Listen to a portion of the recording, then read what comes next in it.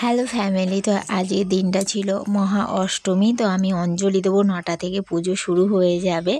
তাই আমি এই উপর ঘরটা বিছানা টিছানা গুছিয়ে এখন একটা নতুন বিছানার চাদর পেতে দেবো এখানটাতে। আর আমরা এখন এই উপর ঘরটাতে ঘুমাচ্ছি, তো ওই জন্য যে বিছানার চাদরটা চেঞ্জ করে দিলাম। আর ঘরে এত পিঁপড়ে হয়েছে, মাম্মাকে অনেক পিঁপড়েতে কামড়েছে, ওই জন্য বিছানা টিছানা ঝেড়ে পুরো পিঁপড়ে মারা পাউডার দিয়ে তারপরে বিছানার চাদরটা পেতে দিচ্ছি তাড়াতাড়ি। তারপরে আমি তাড়াতাড়ি নিচের ঘরটা সব ঝাড় দেওয়া হয়ে গেছে।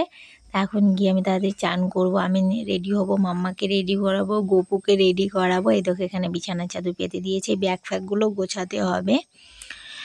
আর দেখো এখানে জামা কাপড়গুলো যে আমি ব্যাগে ভরে রেখেছিলাম, দেখি পুরো পিঁপড়েতে ভরা, সব আবার রোদ্দুর দিয়ে দিয়েছি। তো মাম্মার হাগিসটাও রোদ্দুর দিয়ে দিয়েছিলাম, তো এটাকে আমি ভাবছিলাম এখানে রাখবো, তারপর বললাম না, এটাকে আমি আলমারিতে ভরে দেবো। তা আমরা ঠিক করেছিলাম 3জন একসঙ্গে অঞ্জলি দেবো। তো ঠাকুরের ইচ্ছায় আমরা 3জন একসঙ্গেই অঞ্জলি দেবো। আগের বার তো পুজো টুজো কিছুই দিতে পারিনি, তো এই যে এই শাড়িটা আমি পরবো, এটা আমি অনলাইন থেকে অর্ডার করেছি।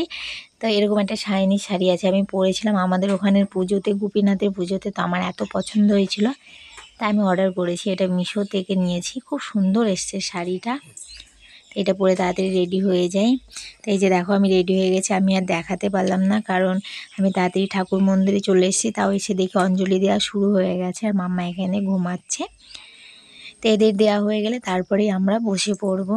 তো আগের বার তো আমরা দুজনে কেউই পুজো দিতে পারিনি, তো ওই জন্য এবার ভেবেছি 3জন একসঙ্গে দেবো। 3জনেই আমরা সাদা পরেছি, মাম্মাকে আমরা যে ড্রেসটা কিনে দিয়েছিলাম ওটাই পরিয়েছি। তো এই যে এদের হয়ে গেছে, এখন আমরা বসবো অঞ্জলি দিতে।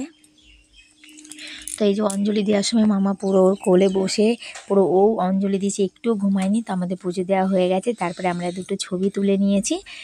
এই দেখো মাম্মার সঙ্গে ও ছবি তুলেছে, তা আমরা 3জনে মিলে ছবি তুলেছি। তো এই সময় আমরা কটা ছবি তুলে নিয়েছি, সবার সঙ্গে, বাড়ির সবার সঙ্গে ছবি তুলেছি। যেখানে দিদা আছে, তারপর আমার শাশুড়ি মা আছে। আর এই দিনটা এত গরম আর তেমনি রোদ্দুর ছিল। এবার তো সারা বছর বৃষ্টি ছিল, তো এরকম গরম আর রোদ্দুর দেখাই যায়নি।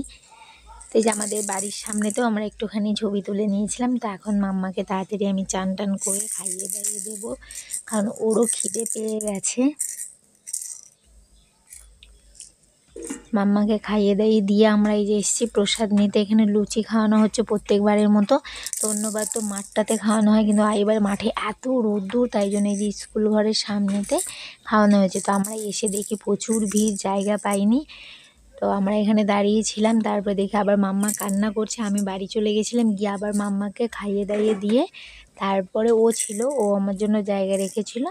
তারপরে এই যে এখন আমরা খেতে বসেছি। এখানেও প্রচুর গরম ছিল। তো হয়েছিল লুচি, ছোলার ডাল, আলু পটলের তরকারি, আর হলো মিহিদানা। তো এবার তো মাম্মা খেতে পারিনি, সামনের বার থেকে মাম্মা আমাদের সঙ্গে বসে খাবে।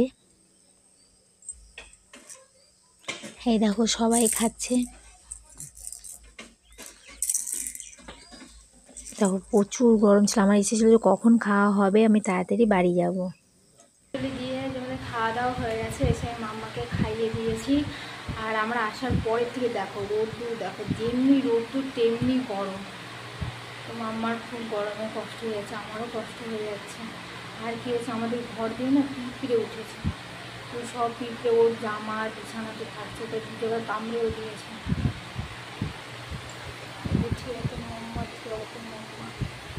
ওই জন্য আমরা হলে বসেছি, হলটা একটু ঠান্ডা করে দেখো, ঘরের আগে দেখো রোদ্দুরটা। আগে আমার উপর ঘরে ঘুমাবো রাখতে, উপর ঘরটা পরিষ্কার করা হয়েছে।